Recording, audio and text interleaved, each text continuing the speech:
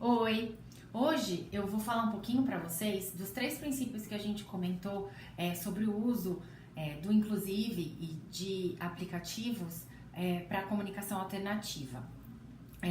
São alguns princípios que são importantes quando a gente leva em consideração crianças com distúrbios do desenvolvimento de uma maneira geral, principalmente crianças que não falam e têm dificuldades ali do planejamento motor, dificuldade com se organizar o corpo no espaço, se autorregular. E nisso eu tô falando crianças com TEA, tô falando com crianças com síndrome de Down, tô falando crianças com outras questões genéticas e neurológicas. Então, como é que a gente leva em consideração esses princípios para tentar oferecer a comunicação alternativa para essas crianças? A primeira questão é que muitas vezes a dificuldade de se comunicar leva a comportamentos, instalação de comportamentos não funcionais. Então, é uma criança que grita para conseguir alguma coisa, ou empurra, ou bate. Então, o primeiro princípio que a gente tem que pensar é a promoção de comunicação funcional. Então, é uma criança que, quando a gente pensa que ela é mais rápido ela ter uma atitude dessa porque ela não consegue se expressar, a gente tem que começar a substituir esse tipo de comportamento que seja não funcional e que algumas vezes tem algumas características mais agressivas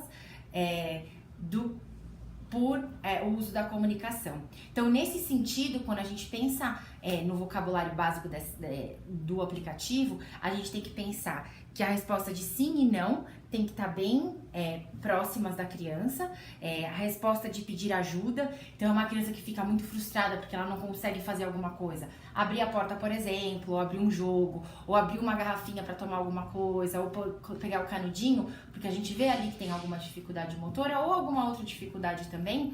Então, você tem ali o acesso à ajuda, você tem acesso também ao mais. Então, você consegue pedir mais de alguma coisa muito rápido. Então, aquele comportamento que a gente está tentando substituir, ele tem que ser atendido tão rápido quanto aquela criança consegue acessar. Então, se ela pede ajuda ao invés de gritar, a gente vai logo dar ajuda. Se ela pede mais, ao invés de ir atrás do pacote ou de abrir um pacote se ela está tomando um lanchinho, a gente já oferece mais, tá? Então, esse é um princípio super importante.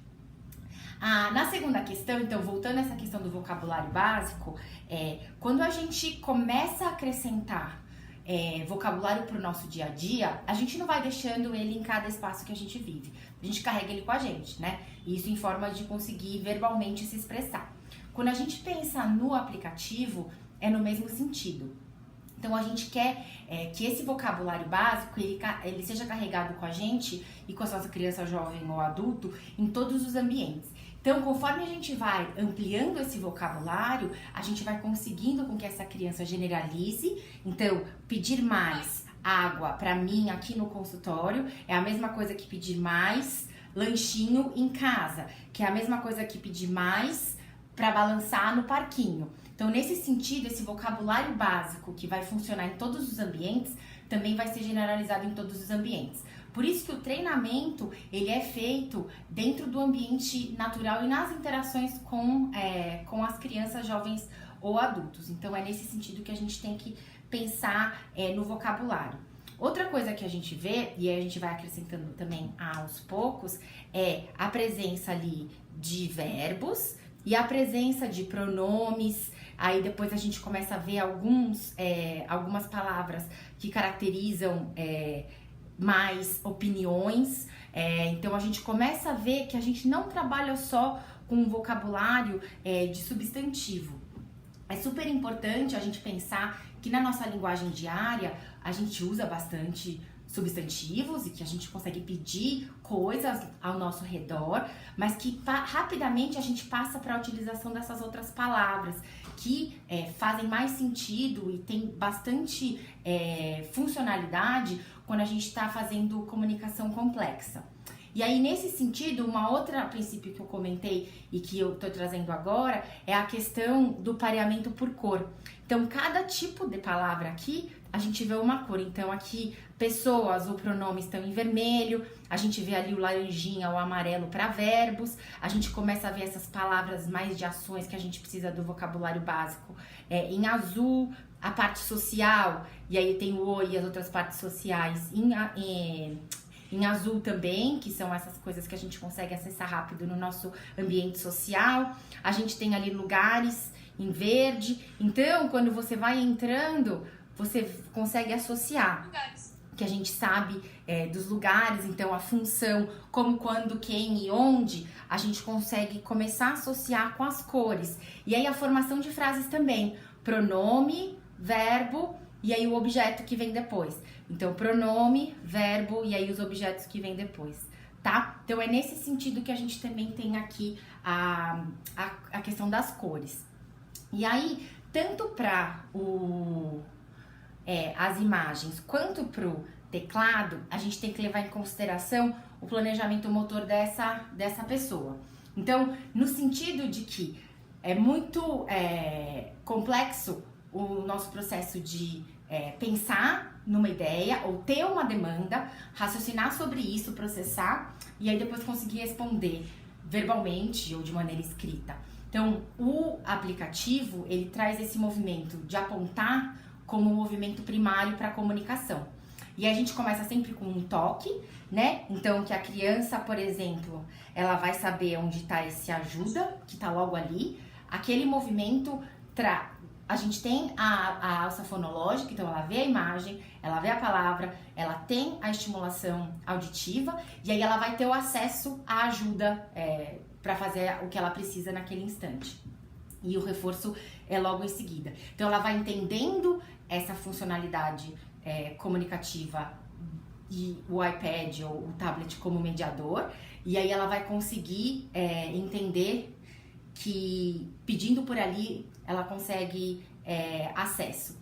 Com o tempo a gente vai aumentando esse vocabulário, então ao invés de um toque, eu quero ajuda, e aí ajuda para quê? Então, nesse sentido, a gente vai aumentando aos poucos.